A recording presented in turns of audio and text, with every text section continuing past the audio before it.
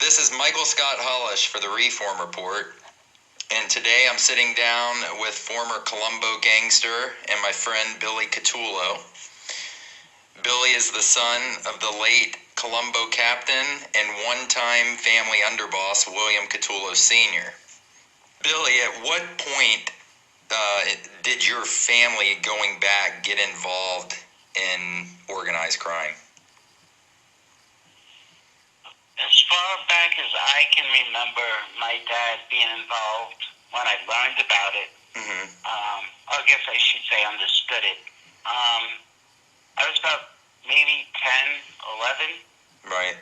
He used to bring me up to 11th Avenue when I was young, and I gravitated towards the life after just seeing just guys come over and basically shake his hand and kiss him, which at that age you really didn't get until you watched The Godfather, and then you kind of put two and two together. And so I guess about 10, 11 years old.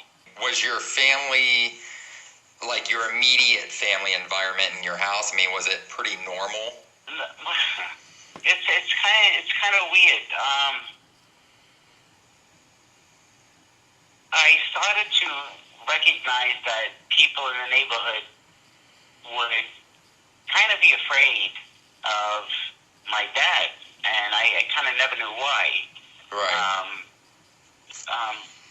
Just kids were not allowed to play with me, certain kids, because they were worried about my dad, them being friendly with me. But I don't know. Other than that, it was kind of cliquey. My dad had made friends very quickly with maybe like 3 or 4 Italian families on the same block, within probably like 2 to 4 houses, that kind of range. Right. And they kind of learned about my dad being involved in the mob. I guess we got there in 75. Now, in this particular neighborhood, 48th Street, between now and then, which is the Flatbush area of Brooklyn. That was the area that I remember the most growing up. My original house that I grew up on was right across the street from where I was baptized, and basically where I got married. That was off of Flatbush Avenue. And we kind of bought a house that was maybe about 10 minutes from there, in about 74, 75. I remember my dad, the house really wasn't for sale, it was for rent. And my father just kind of made the guy an offer, and next thing we knew, we owned the house. Right. So, yeah. Did he keep that life, try to shelter you from that life as long as he could? Or, I mean, did he try to keep that life away from your home, or? I can't say that he didn't, because I remember at a young age, like, people come by the house to see him. He had a poster of The Godfather, like, basically taped to a door, like, in our basement. It was finished. But anyway, it was taped to a door in the basement, and it was that famous picture of just Michael Corleone just sitting in the chair. Right. And it was, hung up in the basement. I used to see it down there all the time. So it was pretty evident, from a young age, that that's what my father's life was about. As far as bringing things like around us, it wasn't like really in our face so much. Right. I remember like seeing books like that he used to keep in my room on a bookshelf. One of them was a Jimmy Breslin book, The Gang That Couldn't Shoot Straight. I remember that being one of the books that was there. I wound up reading it at a young age. Right. And I had no idea that it was associated with the gallows until I had gotten older. There was another book up there, Helter Skelter, that he had. And then there was other books like biology books, like on the body. Right. So, Well, it always came across to me, like, it always came across to me that your father was a very, like, it was a pretty polished guy, The one thing that I found interesting in what you were saying a minute ago was that, here's an individual that lived a specific lifestyle, but yet, he found an interest in the subculture of it, the pop culture of it, as far as like the Godfather movie. he was a huge Jimmy Cagney fan. Okay. Right. Yeah, White Heat, like, I think was one of his favorite flicks that I remember him watching it a lot when I was a kid. And I remember sitting there watching it with him. Mhm. And, I don't know. My father was he emanated that life. When I got to a certain age, probably around 15 or 16, is when I started to feel like that electricity that would come off of him when he would walk into a room. Right. Like, just stop a room, like dead. And it was wild to feel, And I remember, like, at that age, like, I was probably just about 16 years old, where I figured out that I want to be with this guy. I know what his life's about. I want to be with him. He's my dad, You saw how people, how he connected with people, how people respected him, and I'm sure that inspired you to want to be like him, The thing that I think blew me the most was that whatever it was that he wanted to pick up or learn, he learned it on his own, like the union business, I say union business but getting into the Teamsters, like, he learned it. And I remember he wouldn't go to college for it. He had, like, a professor come to the house, and he used to take courses, I think, like 3 times a week for a few hours a night. Wow. Until he learned it. Yeah, and he mastered it. And he took it serious, but, after 86, when they found that he was involved with organized crime, obviously he got tossed out of the Teamsters and started his own local. I'm assuming after the whole Vegas connection with the Teamsters Pension Fund, the federal government really came down on organized crime connections with the Teamsters. Forget it. And the pictures with him with Jackie Presser, and Big Bobby Ross I think Jackie Presser was the head of the union at the time, and there was pictures of him and my dad all over the place. And I don't know why or how it happened, but the pictures got out there, and it kind of did him in at that point. Going to, the split in the Colombo family, your father was in the Vic Arena faction during the Colombo family war. What was your father? What was your father's difference with Carmine Persico to want to side with Vic Arena? First of all, my father and Vic were very close. Okay. I loved the Arenas, and they loved my dad. Okay. That was first and foremost. Joe Scopo was very close to the Arenas. My father was very close to Joe Scopo. But there was one thing that always bothered my father about Carmine, and I don't want to speak ill of the man right now because I know he's not doing too well, and I feel sorry that he's not home. But Right. make a long story short, my father never agreed with the fact that he admitted to being a part of a crime family. Not only that, but he admitted to being the boss of a crime family. That's first. Second, he defended himself at trial, which you're not supposed to do. So those actions alone, my father called him a rat, and he solely and truly believed it. I mean, he made no bones about it. Right. But how Alley Boy sat on it for so long and ate that, I don't know. But that was the main thing in my father's, I guess, pocket that really bothered him about Carmine and the Persicos. He felt like Carmine had his run. He was sitting in jail. He was doing 100 years. There was no fucking reason why we had to sit around and listen to a guy that wasn't coming home.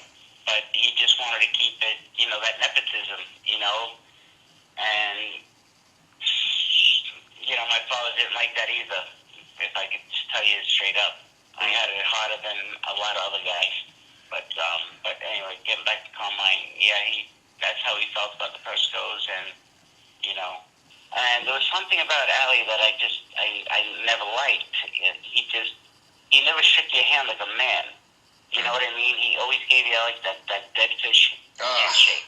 My father showed me the old school way of shaking hands when men grabbed each other's forearms and shook hands that way. Right, like very firm, make eye contact. Yeah, so right. I'll tell you a quick funny story. I fucked up one time. My father was pissed. I was supposed to go to a wake, and I didn't show up. Saturday afternoon comes. I'm down at the club. I'm covered in tattoos, which he didn't know I had. So I think that lit him up. So he rips into the fucking driveway of the club on two wheels, jumps out of the car, and starts yelling at me. His words were exactly at the time was, you get out of life what you put into it, and you're not putting nothing into this fucking life right now. And I thought he was going to crack me, but he didn't. Mm-hmm. So, and he's like, don't think I didn't know about these fucking idiot marks on your fucking body. And he stormed into the club. So now there were other guys in the yard that day, and I didn't like that, and my father knew that I didn't like that.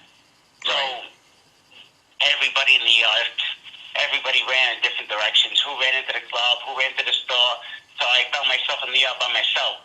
So all of a sudden, who comes walking into the fucking club, who never comes, is Stubby fucking DeRoss and Alley Boy. And as I see them walking in, I'm still steaming. I'm sitting in the yard, just trying to cool off. And I was in good shape at the time, I'm still in good shape now. Right. But, absolutely. So anyway, Jackie puts his hand out with that pussy handshake, same thing. Allie puts his hand out. And when he went to go shake my hand, he gave me that pussy shake. So I fucking crushed his fucking hand. Oh, they passed a comment. They were like sneering at me when they walked in. I guess they knew that my father was mad at me that I didn't go to this weight. So when they walked in, they turned around and said, hey, you're in the soup. And that's what fucking pissed me off. So when Allie put his hand out, I fucking crushed it. So I hear him go walking inside to go talk to my father. And he says to my father, he goes, what the fuck are you feeding your son, rivets? And I remember my father laughing, going, yeah, that's my son. He holds court in the gym. So I read Chris Paciello's book, or the book about him. And in one part, it was saying that, I guess he got some bankrolling and support from your father. And then in another portion of the book, it made it seem like, he kind of leaned over to Alley Boy Persico to get support. So I don't know, if that were at different times, but do you think that was part of the rift between your father and Alley Boy? Well, what happened was Chris was afraid of Allie, and my father wanted to get the point across, you're afraid of him, so what you're saying is you're not afraid of me. Right. And my father didn't take too kindly of it, and I felt really bad for Chris because he was being pulled in 3 different directions, actually 4. He was being pulled by Spiro, he was being pulled by Johnny Rizzo, which was the Gambino family, my father, and obviously Allie. So this poor kid was being yanked in so many different directions that I actually felt so sorry for him at the time. But, he's like a cat. He always lands on his feet, Chris. But, I think that was definitely part of the red. Yeah. Right. No doubt. It's obvious, with his connections in, his entertainment connections, he was definitely a gold mine with those clubs in Miami, right? Yeah, but you got to remember something, too. Chris was very close to Big Dom and Rico. Mm-hmm. So, and Dom and Rico were in the circle. So, if Dom and Rico are are in the circle, then guess what? That's where Chris belongs. So, right. Ultimately, it wound up in my dad's lap, but lo and behold, my father lost his life over it. So later on, didn't Chris also testify? Did he testify against Persico too? Yeah, but I think he was kind of evasive. Right. That's the proper word to use. Right. I would never disrespect Chris. So he didn't come out to be a credible witness, basically. He had nothing to really offer, for the most part. I don't think so. There was just maybe conversations, but I don't think it was anything that was pertinent enough to hurt Allie. He's not stupid. Right. He's a very smart kid. So your father, we've talked about this, but your father and Greg Scarpa had a deep-seated dislike for each other, and you were telling me about it, but for the sake of the interview, how far back did that go? Probably to the 70s. Okay. Probably like the early to mid 70s on till obviously to the war. My dad had this thing with Greg that, one, he always flexed around my dad, and my dad didn't take too kindly of it. And second, there were a lot of things that he knew about Greg. I guess there were things like, obviously you probably know about that Mary Barry woman. Anyway, they killed some woman. Oh, right, yes, right. Yeah, and my father knew about it. He wasn't happy about that. And then there were stories going around that Greg may have been a rat. Right. And my father didn't know what to do about it, so what they did was they kept handing down contracts. If certain guys had to go, they would give it to Greg, and Greg, took the contract and took care of it. So my father was like, well, he can't be a rat then if he's doing what, putting in work.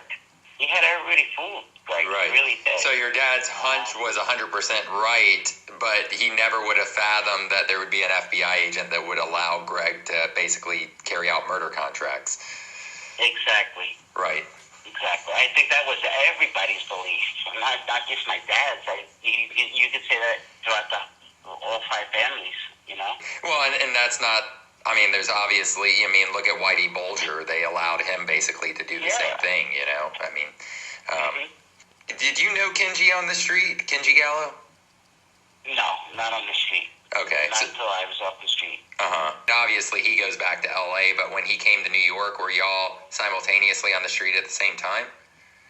Yeah, we were, but I don't believe I was ever in his company. Right. I know he was with Teddy Persico, so probably not, right? Yeah, no, so I definitely didn't meet him, but he definitely knew a lot of the kids that I did know, like the Craig Marinos and the Joey Bedanzas. So, and Kenji knew those guys well. I don't know how we never crossed paths, during our time on the street.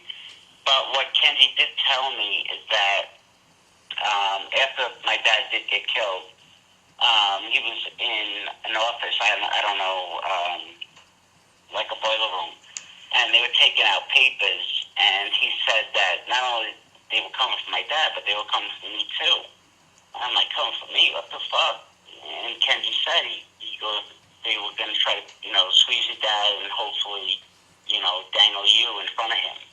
And I'm like, fuck, I had no fucking clue, honestly, until Kenji told me. Wow. But no, I didn't know him on the street. Yeah, I didn't know him. I wish I did. I Right. wish I did get to know him on the street.